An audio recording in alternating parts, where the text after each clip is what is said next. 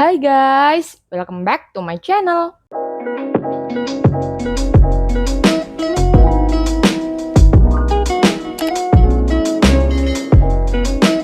Di video kali ini aku mau ngobrol santai tentang dashboard profesional yang sering bikin galau. Kamu pernah nggak lagi semangat-semangatnya ngonten, tetapi pas buka dashboard ternyata dashboardnya pada merah semua kayak gini? Sering ya, pasti dalam hati kamu berpikir, lah kok panahnya pada turun semua, angkanya pada merah semua, kira-kira aku salah apa ya? Tenang, kamu nggak sendirian kok. Semua yang ngonten di Facebook Pro pasti pernah ngalamin kayak gini. So, kamu nggak usah bingung, panik, apalagi ngerasa gagal dan jadi males ngonten. Dashboard merah semua itu bukan karena konten kamu jelek dan bukan juga karena ada yang salah dengan algoritma akunmu. Terus kenapa dong Kak bisa merah semua kayak gitu? Sabar, di segmen kali ini kita akan bahas tuntas kenapa dashboard profesional bisa merah, apa artinya, dan gimana caranya biar bisa balik hijau lagi. Semoga setelah nonton video ini kamu bisa lebih tenang, lebih paham, dan lebih semangat lagi ngontennya. Makanya jangan skip-skip videonya ya. Untuk pembahasan yang pertama, kita akan bahas dulu apa arti panah merah dan kenapa bisa muncul di dashboard. Oke, kita tampilkan kira-kira dashboard merahnya tuh kayak gini ya. Jadi guys, warna merah di sini itu hanya menunjukkan penurunan jika dibandingkan dengan hari, minggu, atau bulan sebelumnya. Kalau di FB Pro biasanya direkap 28 hari terakhir. Nih, kalian bisa lihat di sini. Nah, penurunan ini kan belum tentu suatu hal yang buruk guys. Ini bisa kita umpamakan seperti ulangan matematika. Misal, minggu kemarin dalam ulangan kamu mendapatkan nilai 100. Nah, minggu ini kamu mendapatkan nilai 90. Nah, itu kan terjadi penurunan dari 100 ke 90. Tapi bukan berarti nilai 90 ini jelek kan? Begitu juga dengan akun Facebookmu. Misal, bulan kemarin kamu mendapatkan 1000 interaksi. Ternyata bulan ini kamu mendapatkan 900 interaksi. Berarti kan interaksinya turun dari 1000 ke 900. Nah, penurunan inilah yang biasanya menyebabkan dashboardmu berwarna merah. Tapi ini bukan berarti 900 interaksi itu berarti jelek kan? So, panah merah yang berupa penurunan 10% itu hanya suatu perbandingan saja. Sekarang coba kita pikir bareng-bareng. Ketika kita bikin konten viral, ternyata yang nonton banyak, yang like banyak, yang share juga banyak, dan juga pengikut netonya bertambah banyak juga.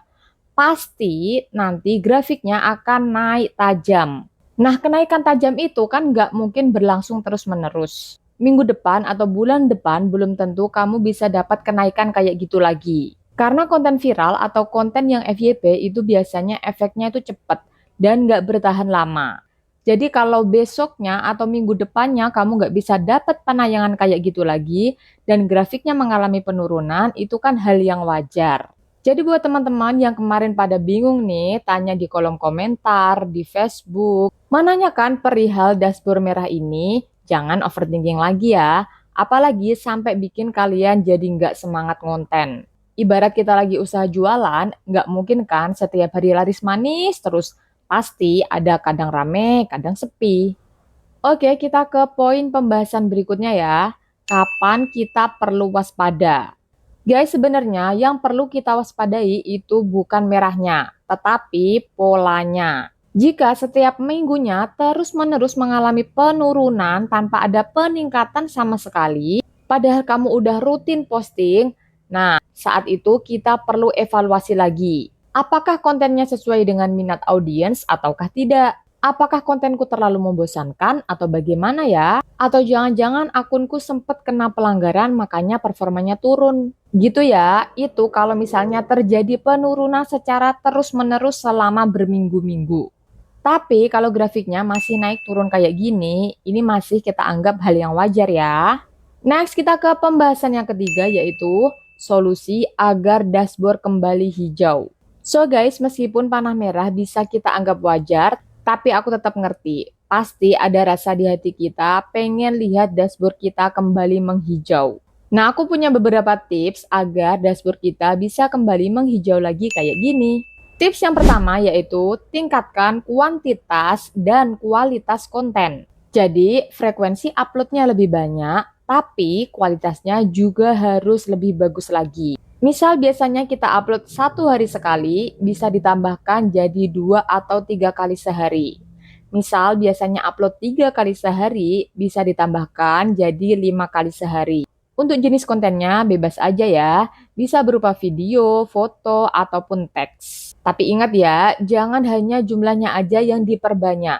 Kualitasnya juga harus diperbaiki. Jangan sampai karena ngejar target, kalian malah bikin konten ngasal.